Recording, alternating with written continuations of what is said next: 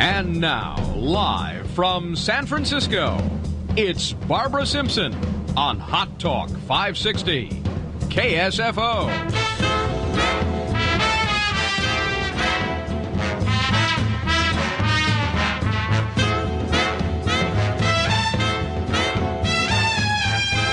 Hour number 2 right here on Hot Talk 560 KSFO. If you're just joining us, welcome. And if you've been with us, I know you will enjoy this hour because it's a subject that we have touched on before, but not recently. And it's becoming more and more important that we know what's going on. It has to do with food.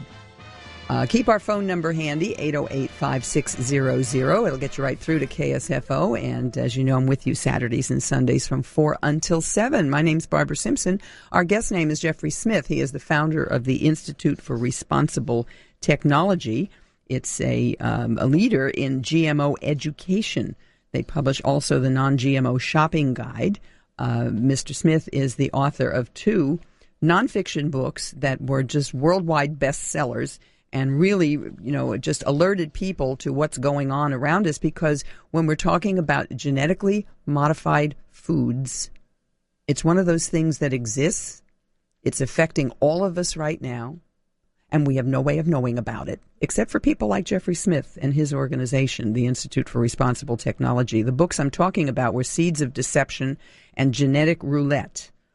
He's been interviewed, he's been on radio and television and articles, and he's written things, and it's very important that you know about it. When I learned more about what they're doing, I decided that I wanted to invite him to be on the program to give us a heads up on what is going on. Is it safe or not safe? And as a matter of fact, just basically, what the heck is genetically modified food? Jeffrey Smith, thank you for being with us. Glad to be here. What is genetically modified food? Well, if you take genes from bacteria and viruses and force it into the DNA of things like soy and corn, cotton plants, canola, sugar beets, voila, you have GMOs. The 2 major traits are either designed to withstand doses of herbicide or produce their own pesticide in every cell. So it sounds like it's something that was developed not so much for my benefit and your benefit, but for the benefit of the people who grow the food so that they can use the herbicides to kill what herbicides kill, but it also then will help the chemical companies, yes? That's exactly the case. Monsanto had the best-selling Roundup herbicide going off patent in 2000, so they developed Roundup-ready crops so that if you buy their seeds, you'd have to use their chemicals. And that basically created a de facto extension of their patent, and they continue to have the largest selling herbicide, which is now found in rainwater, in air, in urine, in blood, in fetal tissue. It's found everywhere, and that's partly because of the overdose used on genetically modified Roundup-ready crops. So in other words, because they know the crops can withstand it, they will use more than they need to use, and then it washes off into the soil and obviously into the runoff, as you mentioned, rain and water, et cetera. Exactly, and also the weeds are developing resistance, and so farmers put more and more levels of this Roundup and other toxic chemicals, so it's become a real disaster. There was... Gosh, I just thought of it while we were talking. A farmer up in Canada. I don't know why Percy comes to mind. I'm not That's sure. It. Percy Schmeisser. Okay, thank you, because I interviewed him on my show years ago. Tell my audience what happened with him. Well, he was growing canola and was contaminated by Monsanto's Roundup-ready canola by passing trucks carrying seeds to market or by nearby farms where the pollen flew and grew.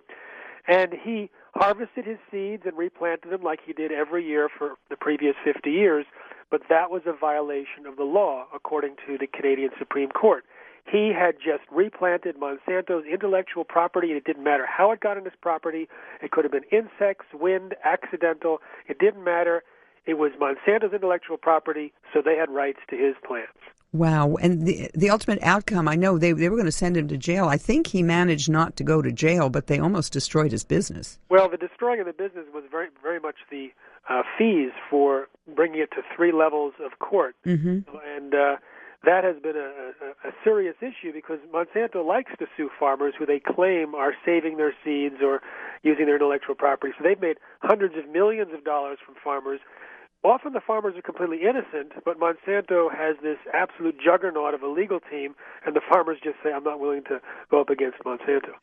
Now, my understanding also is that these genetically modified seeds are almost a disaster for third world country farmers because of the source of the seed for them, as well as for the their relationship with companies like Monsanto. We have to take a quick break. Let's pick that up as soon as we get back. All right? And we're speaking with Jeffrey Smith, founder of the Institute for Responsible Technology. We are talking about genetically modified foods, and we'll be right back. I'm Barbara Simpson. You're listening to Barbara Simpson on Hot Talk 560 KSFO.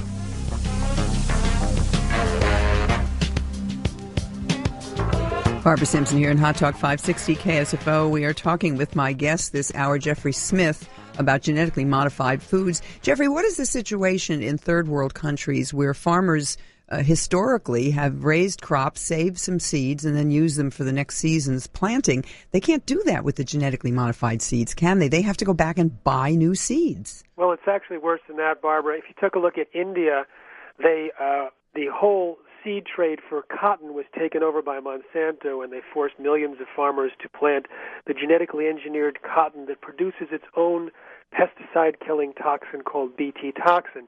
Now, Bt is sown right into the cell of all of these cotton plants. It's also in corn plants that we eat. Now, thousands of Indian farm workers who are picking the cotton are getting rashes, itching rashes on their bodies. They allow animals to graze on cotton plants after harvest in India with no trouble for years and years. Now thousands of animals are dying after grazing on the Bt cotton plants. A warning was put out, in fact, by one state government, and a small study confirmed 100% mortality among sheep grazing on the Bt cotton plants of Monsanto with no symptoms grazing on the natural crops. I visited one village in India where they allowed buffalo to graze on cotton plants without problem for 8 years. After a single day eating Monsanto's Bt cotton plants, all 13 of their buffalo died. We also dispatched a team of investigators and veterinarians into the state of Haryana, and they found the same type of thing with Bt cottonseed cake. They found reproductive problems, skin problems, milk production problems, and death among the adults and the calves. And what's the outcome of it? They're still using it? Absolutely. There's been this huge disinformation campaign that's going around the world, and they continue to repeat the same lies at such high volume, it drowns out the truth. I'm preparing a film about this and other problems right now that'll be released, I believe, in April. Good. And there's a senior scientist who said he knows of dozens of scientists who refuse to do any research in GMOs anymore because it's not only drowning out the problems, these guys are getting, their careers get flushed. I know of a scientist, for example, she fed female rats genetically modified soybeans. More than half of the babies died within 3 weeks. The babies were sterile and also were smaller. She was completely vilified and attacked. Her boss told her that she couldn't do any more research. There's a scientist in the UK who discovered massive damage to rats fed GM potatoes in only 10 days. He was fired from his job after 35 years, silenced with threats of a lawsuit. It goes on and on and on. And so the real information about the dangers of GMOs, which is coming out more and more even among the doctors in the United States seeing their patients, that's been suppressed. You know, it sounds like what happened to the scientists who disagreed with the climate change kind of things, too, where their careers were destroyed if they even raised any question of it. I mean, that tactic is not a new tactic. Where is the force of this coming from? From the governments or from the government agencies or from the corporation Monsanto primarily? But isn't DuPont another one of the companies involved? DuPont is involved because they purchased Pioneer hybrid seeds. Dow is involved, Syngenta, Bayer. But Monsanto is regularly implicated as the biggest bully on the block, and they have the greatest control over the U.S. government. Mm-hmm. Their former attorney, Michael Taylor, was in charge of FDA policy when the GMO policy was created. And according to his policy, which is the current policy of the FDA, not a single safety study is required. Monsanto, who told us that PCBs, Agent Orange, and DDT were safe, can put their GMOs on the market without even telling the FDA or consumers. Wow. Now, it turns Is out, there nobody in our government that has the guts to stand up and blow the whistle on this? well, it's an interesting thing. I'll tell you, this is illustrative of what happens in the government. When Michael Taylor was Monsanto's former attorney, then they created a new position for him in the FDA. He completely ignored the warnings of the scientists. We now know they were very concerned about the health dangers and wrote repeated memos. He then went to the USDA working on GMO issues, and then went to Monsanto, became their vice president and chief lobbyist. Now he's the U.S. food safety czar under the Obama administration. That's a book in and of itself. That's Totally. Shocking. And it goes on. I mean, the person in charge of the USDA is Tom Vilsack, former governor of Iowa. Right. He was the biotech governor of the year in 2001. He had given Monsanto an award in 2000. And then basically it's all of Monsanto's men lining up in the State Department, in USAID, in USDA, in the Trade Department. It's basically a kind of, if it's not oil, it's Monsanto. That's really just shocking when you think of it. Now, you're talking about the effect on the animals grazing on the cotton plants. There are foods that I can go into my supermarket right now and buy that are from these seeds. Now, I have no way of knowing because it's not labeled, right? Exactly. And if you take, for example, corn products that have that same Bt toxin, which may be associated with the deaths and the itching, the EPA, which is in charge of calling these corn plants registered pesticides, they say it's okay if you eat this poison, which is designed to break open the stomach of insects and kill them, because according to them, without any research to back it up, it doesn't affect the cells of humans. Well, last week a study came out from Europe, and it showed that in fact it does create holes in human cells as well, causing leakiness in those cells, and it could be breaking open the pores in our intestinal tract. And in another study last year in Sherbrooke Hospital in Canada found that 93% of the pregnant women and 80% of their unborn fetuses had this Bt toxin circulating in their blood. Is that DT or BT? It's Bt for the word Bacillus thuringiensis, which is the name of bacteria in soil, which produces this as a natural insecticide. If you just take the bacteria and gather it up and spray it on crops, you can do that as an organic farmer, you can do that in forestry, and it'll work. But if you take the gene out of there and you put it into the crop, it doesn't biodegrade, it doesn't wash off, it's produced in thousands of times the concentration, it has properties of a known allergen, and it's associated with massive immune system responses in mice, according to an Italian government study. Europe has been largely opposed to the influx of genetically modified foods into their whole economy. Are they winning that battle?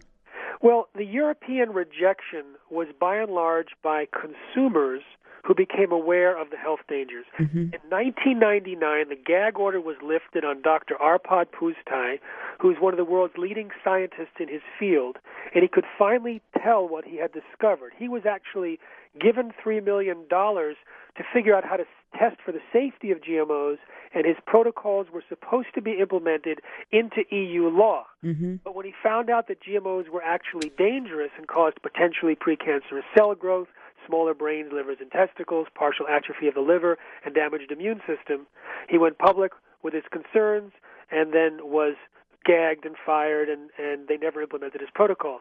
But when he was able to speak, over 700 articles were written within a month in Europe, not in the U.S., and within 10 weeks, the tipping point of consumer rejection was achieved. That means using GM ingredients became a marketing liability, so all of the same major companies in the U.S. that serve us GMOs committed more than a decade ago to remove GMOs from their European lines. So you could buy the product of one name here by the same company that would have the GMOs in it, but the same product in Europe would not? Exactly. Good grief. Now, but do they label it in Europe?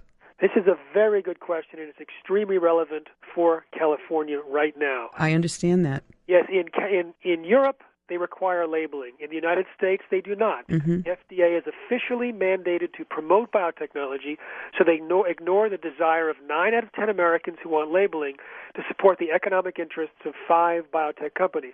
Now, one state in this country may turn that around on Election Day, and that is California. Mm-hmm. But right now, around California, there's petition gatherers to put this measure on the ballot that will require all genetically engineered foods to be labeled so people can choose healthier non-GM foods. And where can people find that petition now? In other words, they're gathering signatures to qualify it for the ballot. Exactly. If you go to labelgmos.org, labelgmos.org, you can find out about the labeling effort. It's going on till mid to late April, so if people want to help gather petitions, signatures, it's really important now.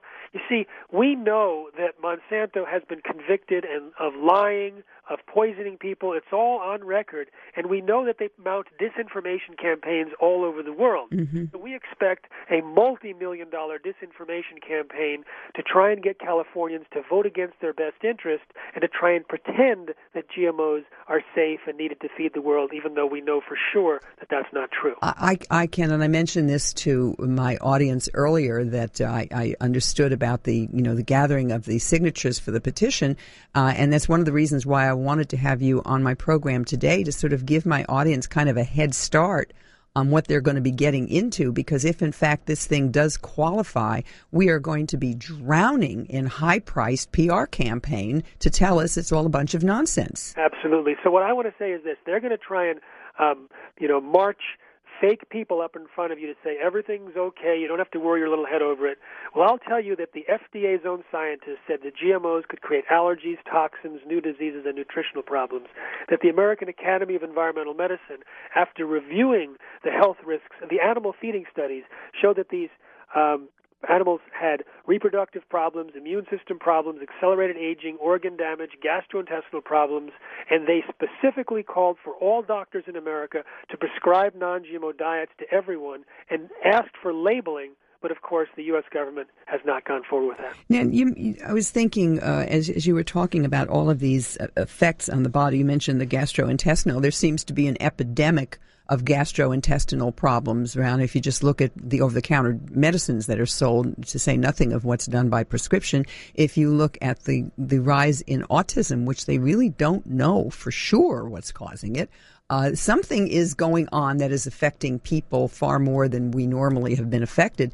Could there be any relationship with this GMO food? Because it's in corn, it's in various oils, it's in other products, and we have no idea. I just happen to be writing an article right now, which is called "Are GMOs Causing Autism?" And so let's talk about that, because it is related to the digestive problems as well. Okay.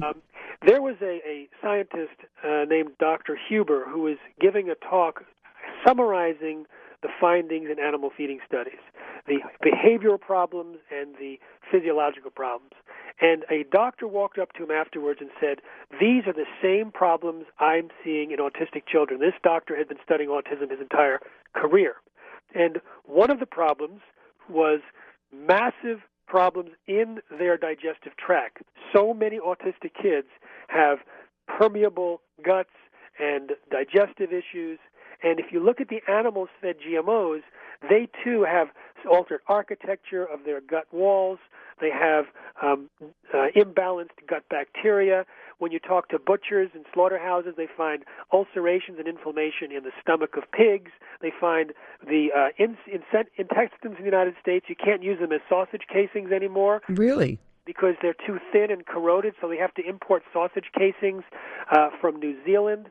I've talked to people that say when you pull the intestines out of animals that have been fed GMOs, they just break like paper, and they smell bad. The entire innards smell bad, probably because of the intestinal flora problem. Sure. And it's discolored.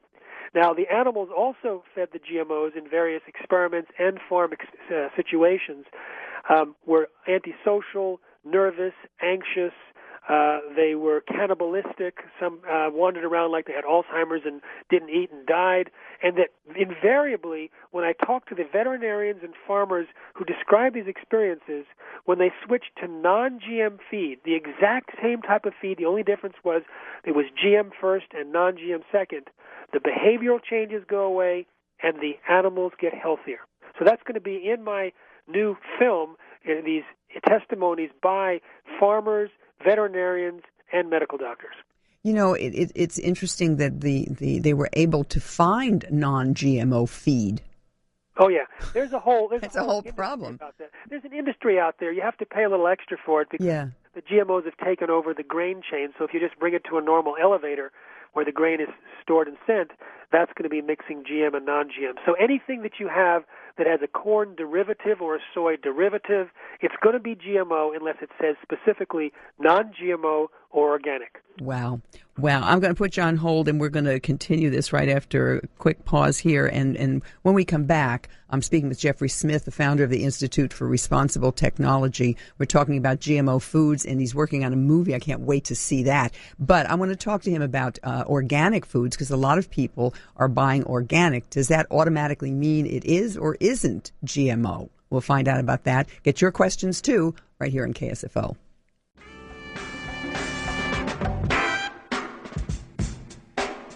Barbara Simpson here on KSFO this afternoon, 808-5600. We're talking about genetically modified foods with my guest, Jeffrey Smith.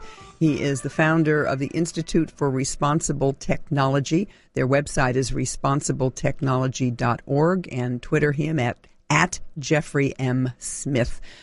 Jeffrey, in terms of organic, does something being organic mean it's not GMO, or does it overlap? Organic products are not allowed to intentionally use GMOs. Now, as we all know, the pollen doesn't always read the signs, and so some small level of contamination can occur, but it's always been a trusted oasis for those of us seeking to avoid GM ingredients.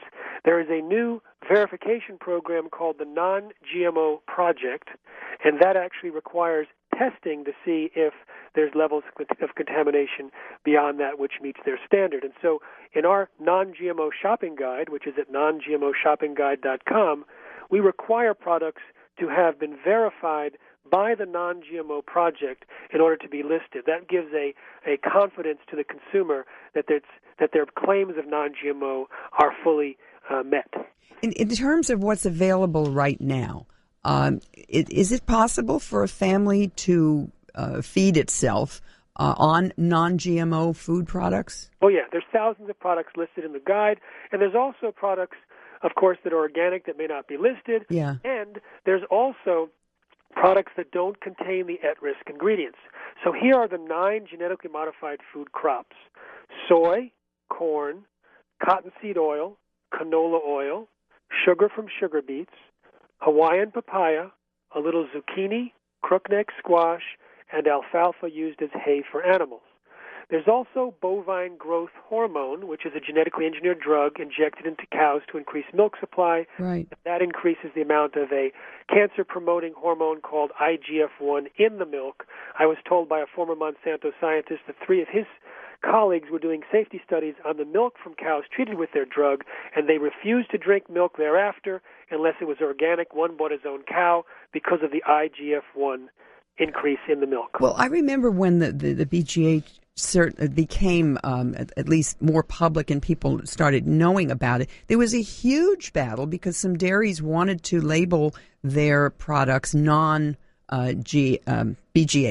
and the law said, no, you can't do that because it by inference it means the ones that have it in, there's something wrong with it. I mean, the whole system is crazy. Absolutely. In fact, there was a great concern about the link to cancer. It's been banned in Canada, in Europe, in Australia, New Zealand, Japan, most industrialized countries.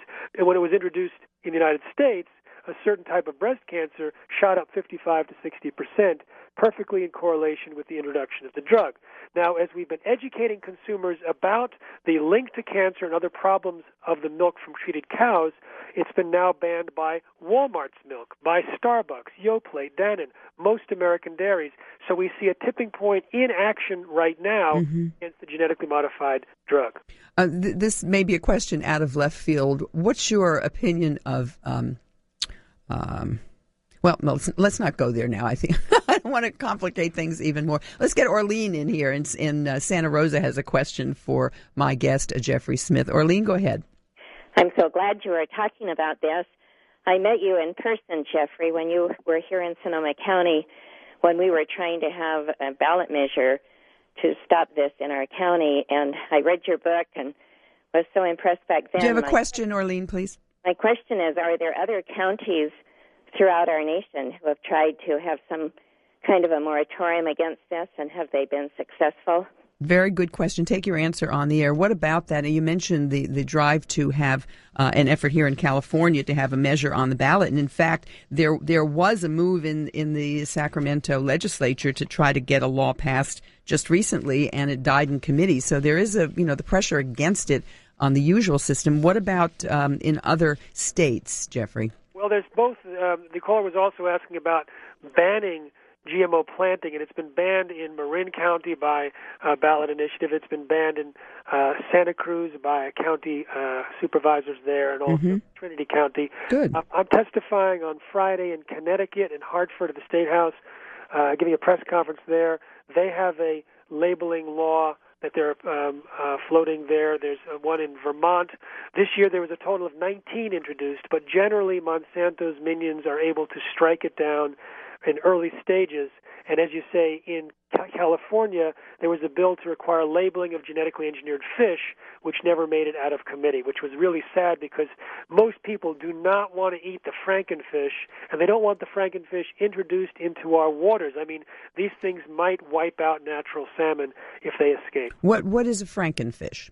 Well, these are salmon that are genetically engineered to grow faster. And the FDA wants to approve it, and they don't want it labeled, and that means we might be eating salmon that's genetically engineered, which according to the preliminary evidence, which was not really well done by the company that's producing the salmon, it might increase allergens, it might increase antibiotics in the fish, it might increase bovine growth, or the kind of growth hormone that the milk produces. And there's a study done on similar salmon by Canadian researchers where when the amount of food was lowered in the tanks, the genetically engineered salmon freaked out and started killing and eating their neighbors because they're growing so quickly, they're voracious, and as long as there was enough food, they were fine. But they became extremely aggressive and scary, and there was a complete extinction of the population or shrinking of the population in all of the tanks. Wow. There's a lot of attention given to farmed fish. I've read a number of articles that have given me a lot of caution. I tend not to buy any of them, particularly ones that are imported because you don't know what kind of water they're being farmed in. Give us a little look at what's going on there. Well, the farmed fish in my area is GMO, so the farmed fish concern me because they feed them genetically engineered soybeans. And I know that when animals are fed GMOs, they have differences in their physiologies. The liver changes, the pancreas changes, the kidney changes. There was 19 studies done on rodents with GM soy or corn, and they showed signs of toxicity in the organs, degeneration, etc. The reproductive failures are very high, particularly in Roundup-ready crops, according to these research. They've had changes in the structure of the testicles, uterus, ovaries, changes in the DNA expression of the offspring, sterility in the offspring, hair growing in the mouths of the third generation, smaller babies, fewer babies. And so when you think of animals raised on soybeans that are genetically engineered, I hate to think what it might be doing, especially knowing that if there's toxins in the food, it might bioaccumulate and concentrate in the flesh of the animals. Which is what happened years ago when they were giving DES to cattle in Puerto Rico, and they found that the little girls who were eating the hamburgers were starting to menstruate at age 6 and 7.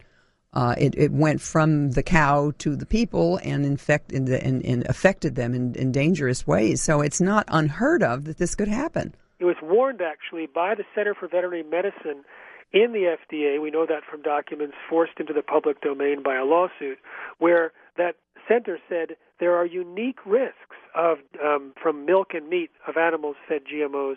They were completely ignored, totally ignored. Just this whole story is a horror. There's no question about it. I'm going to put you on hold and we'll be right back. We're speaking with Jeffrey Smith. When we come back, I want to talk about relating possibly some of this to fertility problems in human beings. That seems to be almost epidemic these days, and whether or not there might be some influence there. We got people on the line with questions right here on KSFO. You're listening to Barbara Simpson on Hot Talk 560 KSFO.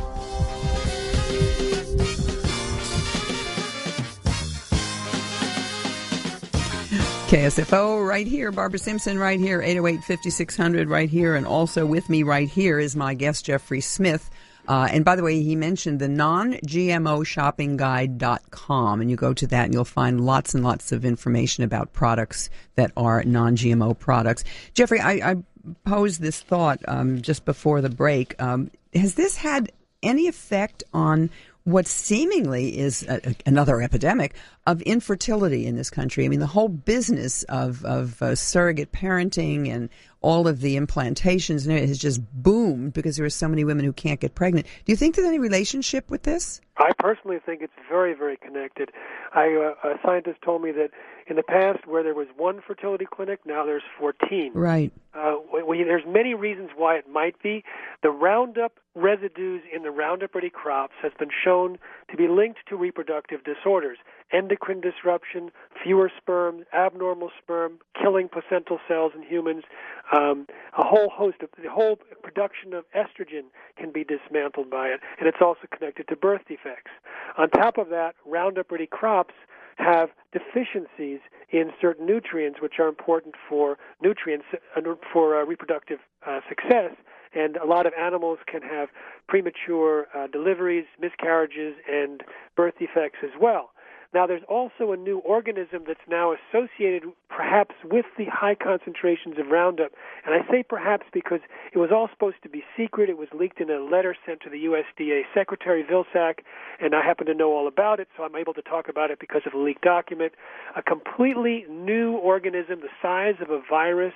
It functions more like a fungus, and it is in high concentrations in the aborted fetal tissue in these ranches and farms with very serious problems with infertility and abortions.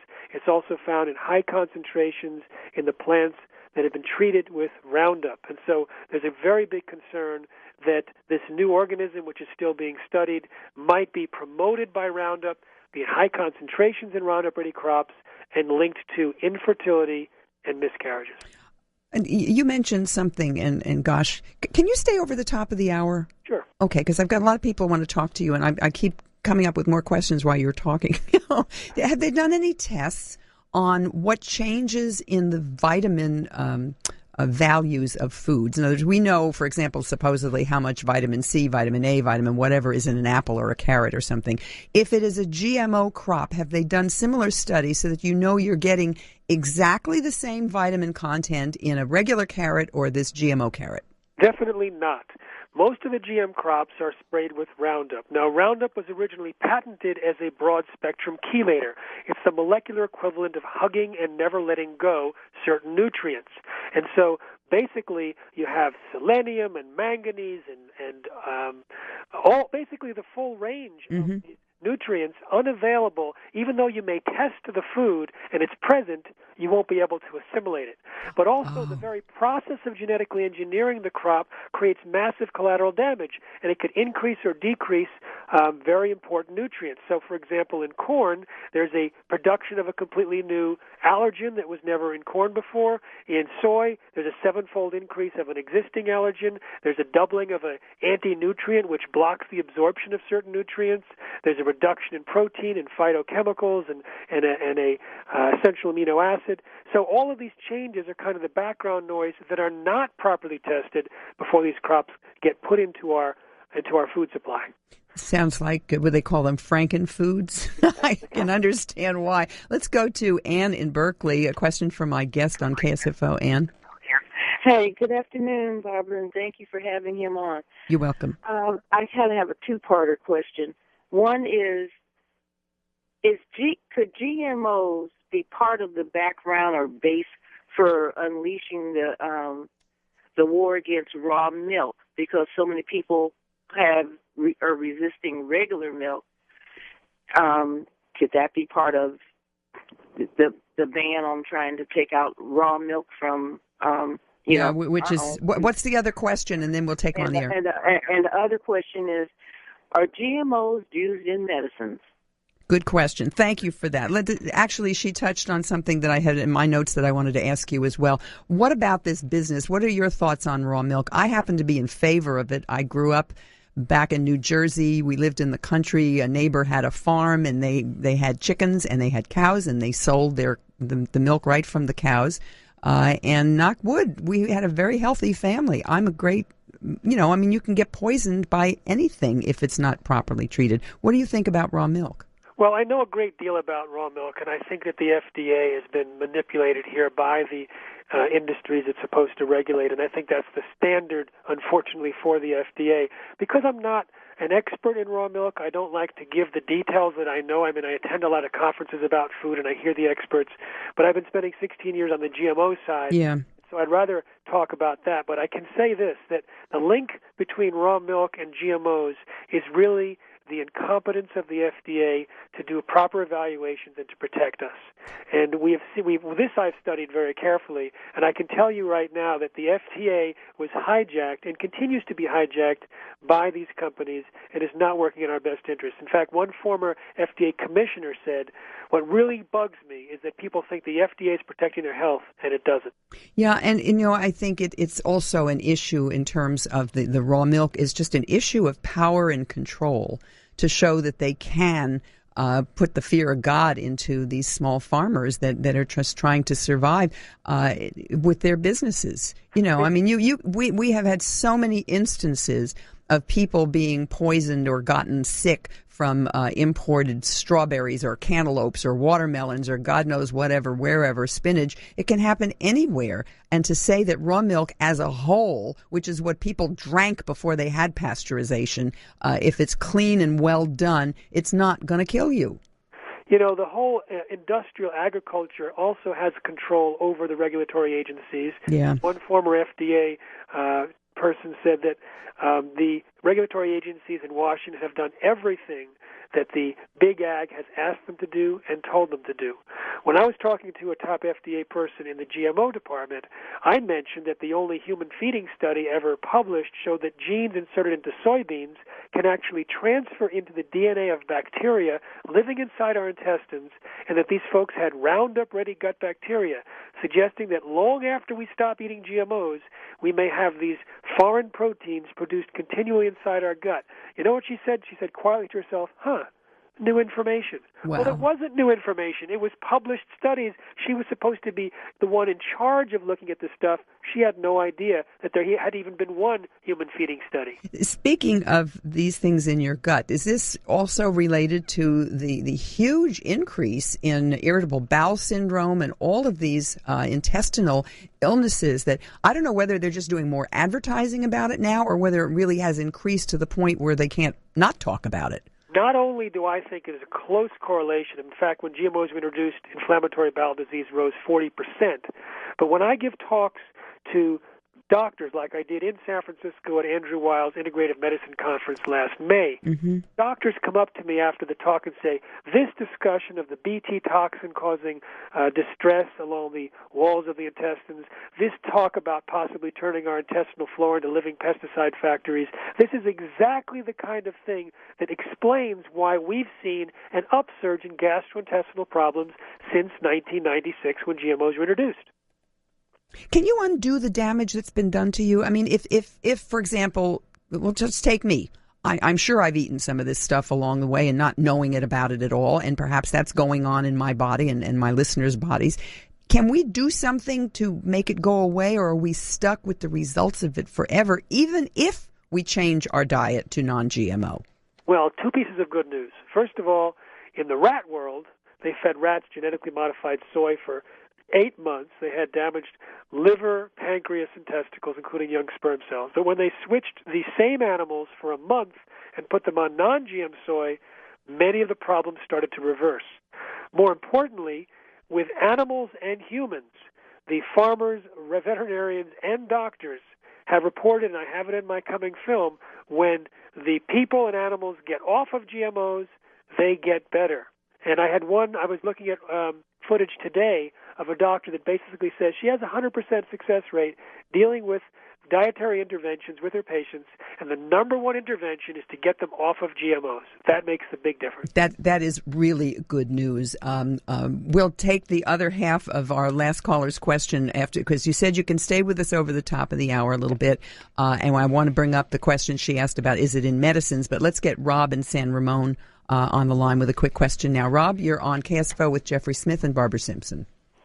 Hi, guys. First of all, Barbara, thank you for having this gentleman on there. This has been very invaluable information. Good. And secondly, I think you kind of touched on it when you asked about the gastrointestinal problems. I've been diagnosed with IBS as well as acute sinusitis. I think they said it was non-allergenic acute rhinitis or something like that, which basically means I don't have allergies, but they can't understand why I'm having sinus problems. Sounds like me. I've got that too.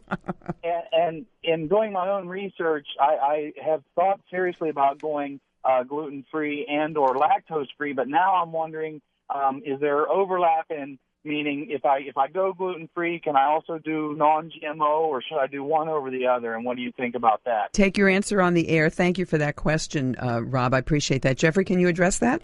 Well, I'm not a physician, nor am I a scientist, but I can tell you that I've heard from many physicians on this point, and it's really an individual thing. Certainly you can be prescribed gluten-free and non-GMO. I spoke to some patients of this very same physician I was just speaking of, and they got better, but they were prescribed it specifically based on an extensive interview and questionnaire. I would say that I'm not going to make any judgments about gluten because it's not my area, but I strongly suggest that you go to nongmoshoppingguide.com, learn how to eat non-GMO, and try it and watch what happens.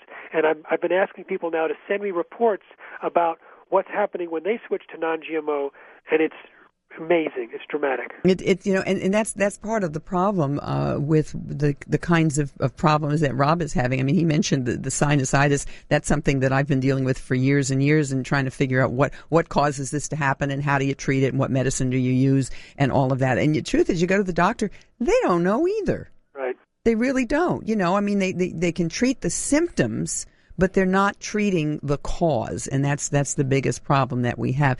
Tim in Santa Rosa, you're in KSFO with Barbara Simpson, my guest Jeffrey Smith. Quick question, please. Actually, you mentioned alfalfa and being a GMO product, and I'm interested in two things. Alfalfa is used as feed for cattle, including dairy cattle, and I wonder if there's a transfer there.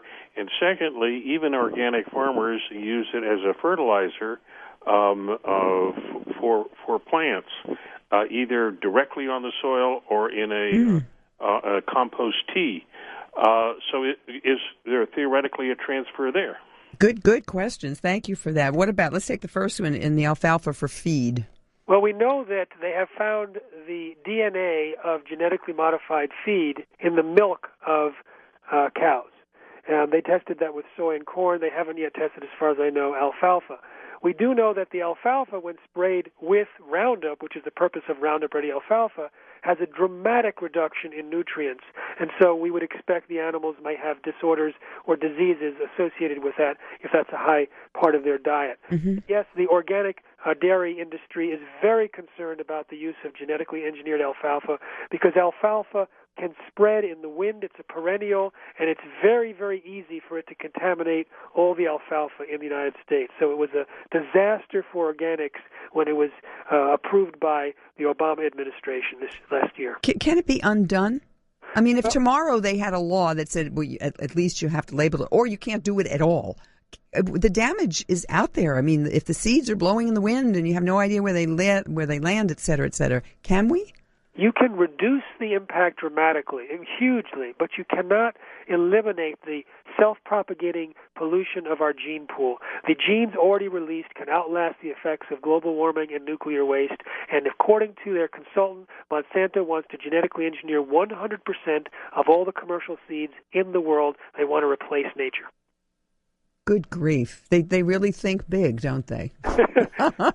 Okay, hold on. Take a deep breath. Go have a cup of tea. I'm going to put you on hold. We'll be taking a break for news at the top of the hour. When we continue, if you're on the line, stay there. I'll try to get your calls in. If you have a question that you thought of, give us a call here, 808-5600. We don't usually do this, but Jeffrey Smith is talking about a subject that is so broadly encompassing that we do need to understand it. He is the founder of the Institute for Responsible Technology. Go to the website, responsible-technology.org, or the non-GMO-shoppingguide.com.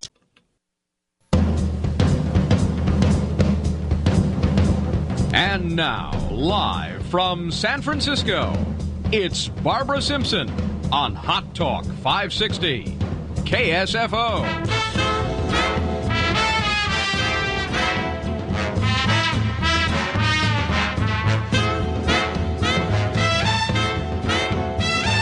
It's hour number 3 right here on Hot Talk 560 KSFO. I'm Barbara Simpson. Saturdays and Sundays, the Babe in the Bunker is with you from 4 until 7 p.m. We're talking about a subject that I have been very interested in for a long time, and we haven't talked about recently on my program. As I found out more about my guest, Jeffrey Smith, who is founder of the Institute for Responsible Technology, he's an expert in the area of genetically modified foods. And just, what is it? How does it work? What does it do to us? Do they know what it's doing to us? Why is this happening? Do we have any control over it? All of these questions are out there. And we had a number of people on the line who were calling, and I had so many other questions. I asked Mr. Smith if he could stay over the top of the hour for a bit, and he said he could. So he is here, and we will continue with our conversation. And by the way, for those of you who missed possibly part of the last hour or any of the last hour, I urge you to go to the KSFO.com website and go to the podcast of my program so you can get the whole interview and find out everything we talked about, because we covered a myriad of issues. Jeffrey, thank you very much for staying with us. I appreciate it. Well, sure. California is a very, very high priority for the whole anti-GMO world right now, for the entire globe, because of the coming ballot initiative for mandatory labeling of GMOs. I think that will be a watershed moment, and that when GMOs require labels, since the food companies know that 53% of Americans say they would avoid GMOs if labeled, companies would rather remove them than admit they use them. So it could really change the playing field. Now, if one state does that, is California a big enough state to cause the change for every other state in terms of their food supply? Because I can't imagine them just making, a supply of cereal or whatever for California and then selling everything else everywhere else. You're absolutely right. The companies will have a policy across the board if they're national brands. Mm-hmm. We'll have some outliers who don't sell in California. They may still use GMOs and not label it, but I think the national brands will create an avalanche to eliminate GMOs immediately. That happened in Europe in the last week of April of 1999 when they achieved their tipping point of consumer rejection there. So I think in the United States, if we don't end up labeling it, we still will eventually hit a tipping point of consumer rejection, because people are learning about the serious health dangers, and there's more and more doctors prescribing non-GMO diets, so it's just a matter of time. But in California, that whole time can be accelerated and happen in one vote. And you mentioned that there is an effort right now to collect signatures on a petition to qualify as an initiative on the ballot. So this is out there. The deadline for the number of signatures is in mid-April or early April. Where can people go, Jeffrey, to get this information, to get a copy of the petition, or at least maybe to get some that they can go out and get signatures? LabelGMOs.org. LabelGMOs.org. GMO means genetically modified organism. And there you can sign up to become a signature gatherer. You need some little bit of training, but you have to do it in person. You can't do it online. And so if you see someone getting signatures anywhere, go up to them, find out if it's the labeling bill, and sign. Please, we need 800,000 signatures. Then we need to withstand the huge disinformation campaign that Monsanto and company are going to rain down on California, pretending that GMOs are safe and needing to feed the world. And that's Label GMOs, that's GMOS.org, right? Let me see, Label GMO. GMO. Oh, now you've got me confused. I'll find out. All right, check on that to be sure. So because especially if people are hearing on the radio, they miss that. So I want to be sure whether it's GMO.org or GMOS.org. All right. So it's label GMO singular. Okay. .org. Yes. Okay, I'll correct that on my notes too. LabelGMO.org, and you can find out about the petitions for the signatures to qualify it for the ballot, which is the next Actually, step. it's labeled GMOs, but both work. Okay, so label GMOs. Either way, it works. Yeah, okay, very good. I was looking at about a week ago in Business Week, the Department of Agriculture wants to speed up the approval times for genetically modified foods. It seems like just another push to get this out into the market without us knowing about it. And if they're going to speed up the approval time, that means that the testing may not be as accurate as it should be, which it already sounds like it isn't from what you've told me. Testing is ridiculous. In my book, Genetic Roulette, after describing all the 65 health risks of GMOs that we eat every day and showing that the government regulatory requirements are completely pathetic and incompetent to even identify the most of those dangers, I show in great detail how these companies that are doing their own research have bad science down to a science, how they specifically design their research to avoid finding problems. It's basically tobacco science. They use the wrong control groups, the wrong statistics, it's absolutely criminal what they're getting away with. And so they're putting these foods on the market with almost no testing, and yet the potential for this stuff to cause harm is huge. The thing, and I asked you this before, and I guess maybe I just don't understand the answer. I can see the pressure that corporations like Monsanto would put on politicians in terms of donations and support. But hasn't there been anybody in Congress who can stand up and say, hell no, we're not going in this direction? Well, Barbara Boxer and a colleague also from the Congress side, I forget the name, they just sent a letter to Obama asking for labeling. Kucinich has introduced in successive sessions labeling laws. Mm-hmm. We had 27 co-sponsors at one point, but it wasn't really enough to get it off the ground. Largely, it is a controlled entity by the lobbying dollars, the revolving door, the political contributions, the inner workings. And if you look at WikiLeaks, the entire State Department is deployed to promote Monsanto around the world. You can actually read how they met with Monsanto's director, and we want the Washington to put pressure on Brussels to push GMOs. We want to create a retaliation list against European countries that will, quote, cause some pain. Mm-hmm. I mean, these are the quotes from the ambassadors to Europe talking about how they wanted to promote GMOs there. For the sake of people who maybe didn't hear the first part of our conversation, and you were talking about the gentleman who is a former Monsanto attorney and then went on to bigger and better things, can you give us the rundown of his sequence of jobs? Okay. So Michael Taylor, who worked for Monsanto, he worked actually originally for the FDA. Then he was a lawyer, an outside attorney for Monsanto as well as a biotech organization. And for that organization, he designed what was considered the ideal regulatory authority, the regulations to fast-track GMOs. Then the first Bush administration told the White House, promote biotechnology, so they created a new position for Michael Taylor so he could implement this regime, and basically the policy claimed literally that they were unaware of any information showing that GMOs were significantly different, and on that basis, no testing of GMOs was necessary whatsoever. And it turns out that was a lie, that they weren't aware, because the overwhelming consensus among their own scientists, according to 44,000 secret internal FDA memos that were made public, showed that they were very aware that GMOs were not only different but extremely dangerous. They could create allergies, toxins, new diseases, and nutritional problems, and it would be very difficult for the companies themselves to detect it. But they urged their superiors to require studies, and the person in charge was Michael Taylor, who later became Monsanto's vice president, and he's now the U.S. food safety czar at the FDA again. It's unreal, absolutely unreal.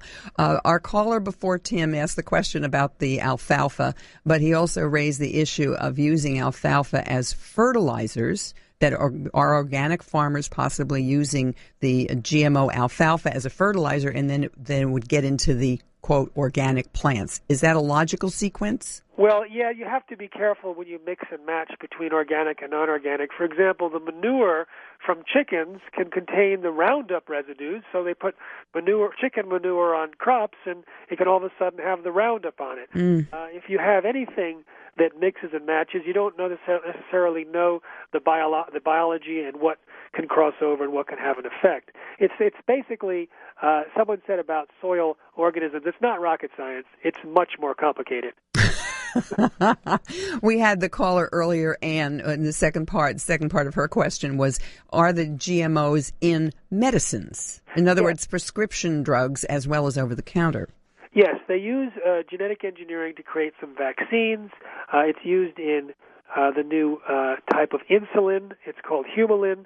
And it's interesting that it was rushed through overcoming certain objections. And I get emails all the time from people who say, I cannot handle the Humulin. I need the original stuff, but they're taking that off the market. And the FDA just does not acknowledge that some people react to the genetically engineered stuff, but not to the other stuff. And so some people are in serious situations.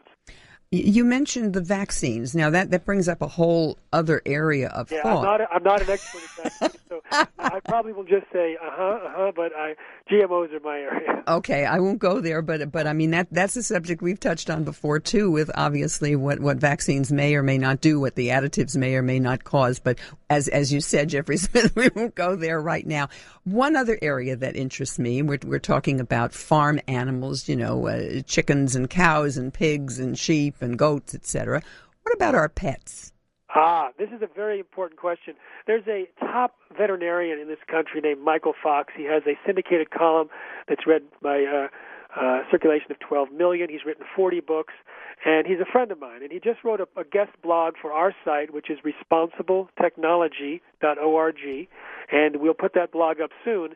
And he's talking about how the introduction of GMOs in the 1990s demonstrated how dangerous the foods were, because the pets eat the byproducts of the human food production system. And he said there's been a host of disorders in animals that came on the rise since GMOs, including allergies and itching.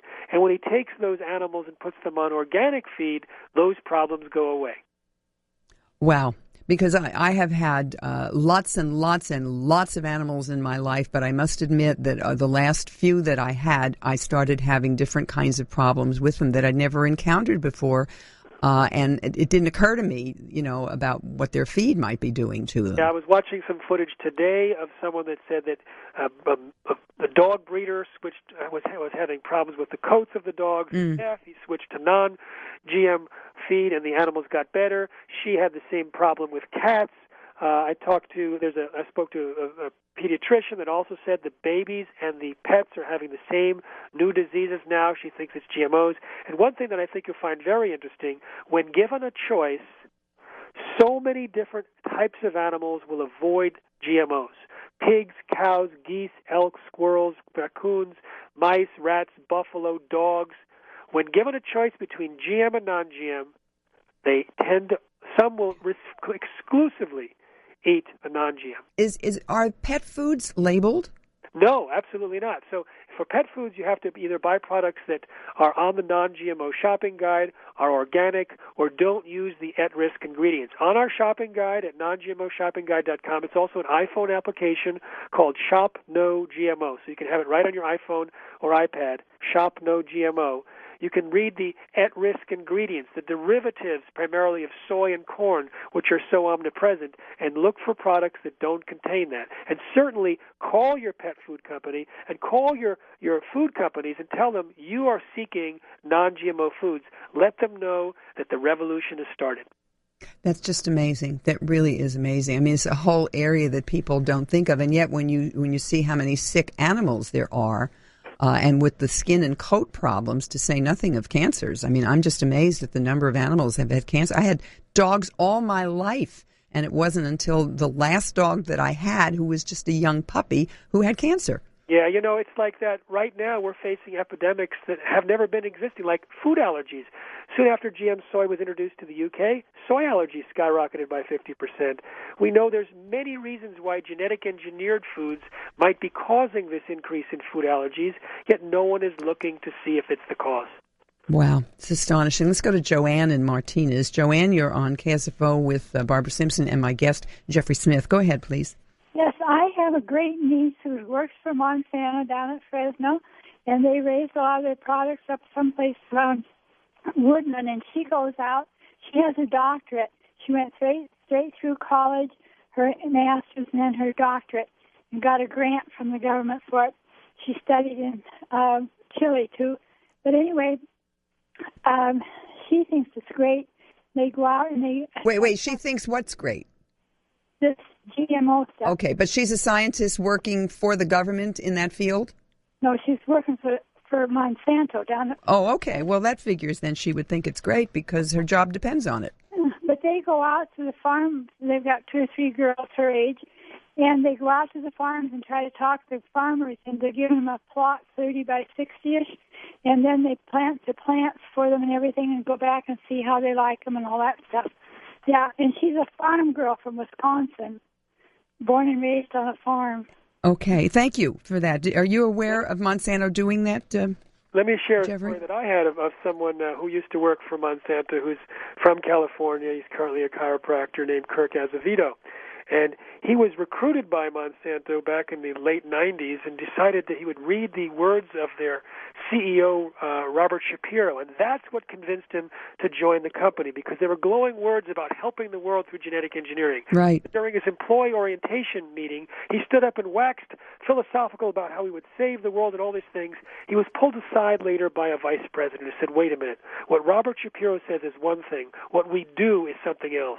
He's the front man that tells the story. We don't even know what he's talking about. We're here to make money.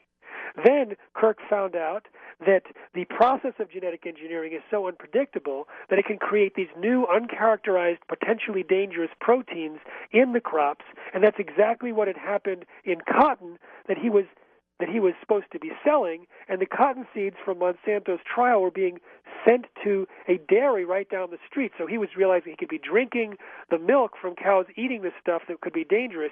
He tried to blow the whistle inside Monsanto. He said he was ostracized. He basically left the company saying, I'm not going to be part of this disaster. Now he's taken our speaker training course about how to speak on GMOs, and he's going to be speaking around California during the time when we're raising signatures and getting support for the ballot initiative. Good. We'll have him on the program for certain. What kind of response do you get from, for lack of a better word, mainstream media?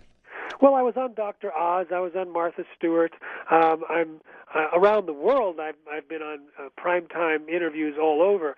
But on mainstream media in the United States, it's largely close-lipped on this subject, and that's the reason why it's still in our food supply. People realize that when they learn about GMOs, they don't trust them as much. 53% of Americans currently say that if they were labeled, they wouldn't eat them. 93% want it labeled, and about 29% believe that it's very, very serious or has long-term health consequences.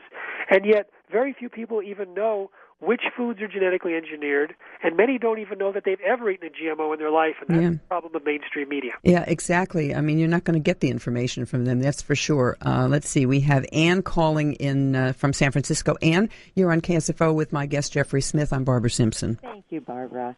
I was wondering if your guest heard about the case in Europe where the farm that was miles away from an organic farm, the GMO went to the organic farm, and the farmer was able to prove in court, it took him a few years, I believe, to prove that the crops down the line using GMO contaminated his organic food. And Bill Gates, he said the same thing. We can feed the world, and so he's given billions to them. And that Roundup is awful. But does he know anything about canola oil and GMO? Okay, we'll talk about that. What about canola oil? All right, actually, that was a lot of things in there. There was contamination, which is absolutely the case. There's a big problem with contamination of non-GM as well as organic. I've seen Bill Gates speak, and he said that basically he was convinced by the Rockefeller Foundation, which has been working closely with Monsanto. So, yes, Bill Gates is giving a couple of $1 billion to feed Africans. And I'll tell you, it's a disaster. I mean, if you think about the food aid that we send to Africa during times of famine, genetically engineered corn to people who are malnourished and immunocompromised. And this particular corn has existing Bt toxin, which has been linked to allergies and immune system responses in humans and animals, and we're giving it to them as our gift. And when Zambia tried to reject the genetically engineered corn, I was in Zambia later. I heard that Colin Powell tried to intervene with the Vatican to get them to shut up some Jesuits who were... Wait. He tried to intervene with the Vatican to get who to shut up? Yes, there were some Jesuit priests that I was speaking with in Zambia who were telling the truth about GMOs. They were describing the problems with them, talking about agriculture. And we found out, one of the fathers said, or one of the brothers said, that Colin Powell tried to get the Vatican to silence the Jesuit priests. Oh. That the U.S. government deployed senators and congressmen and professors to Zambia to try and convince them to take the GMOs that no one wants. And yet the Zambians dispatched their own fact-finding scientists to Europe and the United States and came back and said, do not feed these foods to human beings. Do not plant them in the environment. There's simply not enough evidence to show that they're safe. And yet Zambia was demonized. I talked to one minister who was the Minister of Agriculture at the time. He said he tried to shake hands with U.S. Secretary of Agriculture Ann Veneman and refused to shake his hand and said, backward country, and marched off. Wow. Well, it's hard to get the Jesuits to shut up when they want to talk about something. So I'm glad they kept doing that one. That's for sure. But I mean, this type of thing is, and you're right about the free food to these countries where they need food. They have no idea what they're getting, and then once it's contaminated, it's contaminated. Not only that, but a top person at the U.S. Agency for International Development, USAID, was debating a friend of mine in South Africa, and after the show was over, they continued to debate, and she got so angry she revealed the actual agenda of USAID. She said, "You just wait. There'll be so much genetically modified corn planted in South Africa that it will contaminate the rest of Africa, so they can't plant any non-GM corn." And this was part of her angry response, revealing that USAID is working to create this level of contamination. It takes my breath away, Jeffrey. I'll tell you. I mean, the more I find out, and that this is going on in a way sub rosa. There's nothing in the newspapers. There's nothing in the news. Once in a while, maybe, but not even. People have no idea what's going on. And that's why Monsanto is going to work really hard to not get it labeled, and they're going to try and run their ads without even mentioning genetic engineering. They're going to try and do it so that people won't know that stuff is GMOs. They'll just know that for some reason they don't want to vote for this labeling law. And this is why it's so important to have future guests on your show and other shows, so that, because we're not going to be able to match the $60 to $100 million spent by Monsanto. No. Nowhere near that. It's got to be consumers telling consumers, and shows like yours. Well, what they will do is say that it's going to cost too much for the farmers to have to do this, and then your food prices will go up, and you don't want your food prices to go up, do you? Because the economy is terrible. I mean, I know what they're going to do. Denise in Santa Clara, a quick question for my guest, Jeffrey Smith. Go ahead. Yes, thank you, Jeff, for bringing this to everybody's attention. That's very important. I was wondering if you were familiar with the aluminum seeds that Monsanto was developing, and I guess have developed, and why they would have that need to develop aluminum-resistant seeds. Aluminum-resistant feed. Okay, do you know anything about that, Jeffrey? It's a new one to me. Yeah, I just know that they, according to some sources, they have patents for aluminum-resistant seeds. This was in a movie that I saw related to chemtrails called What in the World Are They Spraying? I have no clue, actually. It's just it's something that I heard in the movie. Okay, I'm going to put you on hold, and we will come right back with my guest. As I said, I really appreciate him staying over the hour because there are so many calls and so many things that we need to talk about. If you're just joining us and you're interested in all of this, I urge you, to go to our podcast so you can hear the last hour and this hour for sure of today's program, and you'll hear Jeffrey Smith. Go to responsibletechnology.org. His Twitter is at Jeffrey M. Smith. Go to the non-GMOshoppingguide.com to get the list of products, and I'll give you the information on the petition when we come back. Barbara Simpson here on Hot Talk 560 KSFO. We are talking with my guest Jeffrey Smith Institute for Responsible Technology, website responsibletechnology.org. If you want to get information on how to get the petitions to get an initiative on the ballot to require the labeling of GMO foods in California, go to labelgmo.org. You get all the information there for sure. Let's go to Robert in San Jose. Robert, you're on the air with my guest, Jeffrey Smith. Go ahead. Hey, I have just three quick things. First, I think if you're able to, it'd be great to have this particular topic at least once a week, because there's so much disinformation out there. Yeah. And hearing this topic actually on a radio station as opposed to trying to find it on the internet is really awesome. Good. So thanks for that. We will do it as often as we can. That's awesome. My second statement I wanted to make, that I'll take these next two things off the air, or on the air, not on the phone, is one, you talked about labeling, but I'm thinking that related to, like, I'm sure you guys might be familiar with the MSG. There's like 30 different names they've used, including even a generic name like artificial flavor enhancer and stuff like that. So I think that it's great that they're going to do, or they're trying to get the labeling, but I think it'll also be subverted somehow by the FDA through Monsanto's efforts and others. And then another comment I was going to make that hopefully you guys can address is, I've heard from different people that Monsanto farmers have claimed that Monsanto will take trucks, drive them by organic and other farms that don't have Monsanto, seeds, and they will purposely, accidentally, contaminate them. And since the seeds are patented, they can go back to the farmer and say, hey, you're growing our patented seeds. And then the farmer, of course, doesn't have the legal means to fight that sort of thing, and it just spreads the contamination. Okay, thank you for that. I appreciate it. We touched on that seed spreading a bit. Do they do it intentionally, Jeffrey? Well, we know that in Argentina they smuggled lots and lots of soybean seeds into Brazil where it was illegal, and had them planted, and then the government just threw up its hands and said, well, there's so much GMOs, we have to make it legal. Same thing in Paraguay. The minister said, well, it was there anyway because it was smuggled in. I'm not sure about the experiences of trucks in the U.S., but the thing is, with so many of these crops, you don't need to have the trucks. You could just have other farmers upwind instead of contaminating the farmers downwind. Exactly. I mean, it's just nature can take that just by doing what it does. What about the wording of the labeling that could be deceptive? Well, in the case of the current labeling initiative, I'm aware of the words, and it's actually quite good. It's very well written. There'll be some exceptions for very tiny ingredients, and there'll be some exceptions for milk and meat from animals that are fed GMOs. And then some of this was done because that was the way it was going to get passed.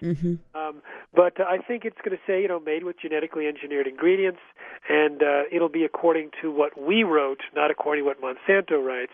And likewise, if you're thinking about buying something that says non-GMO, then if it says non-GMO project verified, those are the universal standards you want to go with. That's the real meaningful label. We know exactly what that means, and thousands of products have been enrolled in that system. We're talking about big food products. What about spices? I know there was a huge uproar when they were talking about the irradiation of foods. And I read somewhere, I'm not sure if it's accurate, that just about every spice on the spice shelf was already irradiated. I don't know if that's true or not, but I heard that. But will this apply to spices as well? Well, currently I know of no GMO spices.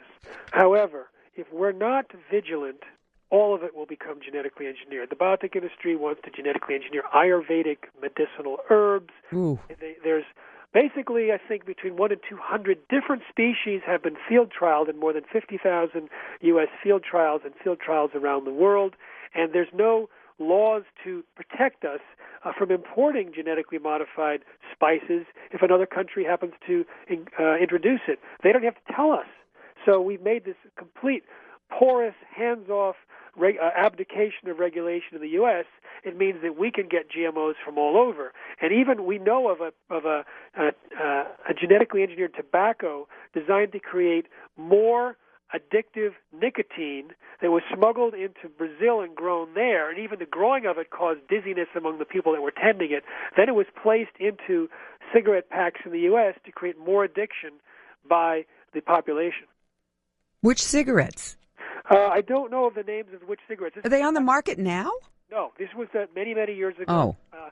I hardly talk about it because it was taken off the market, and I never did the investigation. Somehow they got away with it. Only a few of us know about it. Yeah. But it came up. Nowadays, though, the USDA last July 1st made a regulation that would allow potentially hundreds of GMOs to be introduced into our environment that could have behavior-altering properties or sense or all these different things, and never, ever have to undergo any review by the government whatsoever, not by the USDA, EPA, or FDA. It could just be put on the market by companies that want to have some kind of influence on us, and it's just a complete nightmare. This whole thing is mind-boggling. And earlier in our conversation this afternoon, I know that you have to leave in just a minute, but I just want you to tell us again, if you would. You had a list of foods that we should try to avoid. Right. And it was something on there. I mean, I liked almost everything on there, but there was something on there that really bothered me. It was the Hawaiian papaya. Why the Hawaiian papaya, of all things? I love papayas from Hawaii. I know. And the thing is, I wouldn't eat the papaya from Hawaii personally because most of it is genetically engineered to resist a particular virus called the ring spot virus. Now, when you have a virus gene inserted into the papaya, which is what they do in order to block the virus from happening in the papaya, the gene might create viral proteins, and over 100 studies show that viral proteins can cause suppression of the immune system to fight against viral diseases, and it can also cause toxic problems. And so we might actually be creating more viral diseases in humans eating these virus-resistant crops, according to virologists that I've interviewed. So good grief. It's just it could be a disaster happening in Hawaii right now. Tell us those other. I think there were 7, weren't there? Well, there's soy. So that's in soy lecithin, soy protein. Corn, which has zillions of offspring. So dextrose, maltodextrin. Cottonseed oil, canola oil. Sugar from sugar beets. So if you buy something that doesn't say cane sugar and it just says sugar, most of that is sugar beets, and most of the sugar beets, 95%, are genetically engineered. There's also a little zucchini and crookneck squash, also to resist viruses there. I love those two vegetables. I know, me too. One good news, though, on this list is popcorn is not GMO. You're kidding. No, popcorn is not GMO. It doesn't even cross-pollinate with the regular corn. So there's no GM popcorn. Eat it while you can. And you know what? I'm going to put butter on it. Can I have butter? Is that okay? So now with butter, it's better to go with organic because of 2 reasons. What? The cows will not have been injected with bovine growth hormone, which can increase the amount of IGF-1 in the milk, which is linked to cancer. It also increases the pus and antibiotics and bovine growth hormone in the milk. And the animals will not have been fed genetically engineered corn or alfalfa. And so the health of the animals will likely be much, much better, and so will the milk. You know, Jeffrey, I'm going to thank you so much for your time, but my God, you were the bearer of bad news. All right, here's the good news. Let's end with some good news, Barbara. Okay. So the entire world is facing an unprecedented exposure that affects all human beings and all future generations, and the people in California have the key to stop it, because the U.S. has been the belly of the beast, the big bully around the world, and if we can implode the biotech industry here, it'll have a positive effect everywhere on the planet. And so we can't do it by trying to get governments to change it, because that's where Monsanto has the strength. So we go with Californians that have a ballot initiative process, and in November we can vote to label GMOs. I think that'll be the death knell of GMOs, because companies would rather eliminate it than admit they're using it. So Californians can save the world. Get active and start. LabelGMOs.org and get started. Thank you so much, and we will talk again. I appreciate it. Thank you. You're welcome. Barbara Simpson. We'll be right back. Barbara Simpson here in Hot Talk 560 KSFO. Darn, I had more questions I wanted to ask him, too, about Chinese and other imports and how do you know what you're getting. I've read some articles about some of the farmed fish and the kind of water that the fish, especially the imported fish, are raised in, that just enough to turn your stomach. But I'm very glad that Mr. Smith was able to be with us longer than just the first part of the interview that we did, and covered so much information. And we will keep up on this, and particularly, and I agree with him, as I mentioned to you earlier, because I've seen it before, that in fact, if this measure does qualify for the ballot, and I certainly hope it does, And we will talk about it here on KSFO, and we'll have both sides on to talk about it. But you know that the corporations are going to, particularly Monsanto, which is a very wealthy corporation, will just dump in just millions of dollars to brainwash you. That's for sure. I'm Barbara Simpson. This is KSFO Saturdays and Sundays from 4 until 7. And woo! Dorothy and Gilroy, you're on KSFO with Barbara Simpson. Hi. Hi. I echo Michael's sentiments about you and an Academy Award. Thank you very much. Host. Thank you. You're fantastic. If you can somehow get word to Jeffrey Smith to beware of Kamala Harris, who may reword the petition on the ballot, on the ballot initiative, to make people vote against it. You know, that's a good point, actually. And I think, if you go to his website, I believe you can send an email to him, and you might mention it. I will certainly try to get that to him, because they did that on Proposition 8. Yes. And they just did it to a new proposition, which I can't think of the name of at the moment, but they absolutely stopped all signature gathering because the people knew they wouldn't have enough money to fight Kamala, and that it was going to go nowhere. Anyway, my computer's on the fritz, but that's why I'm giving you the word. So Thank you. Thank you very much. Okay, thank you. I appreciate that.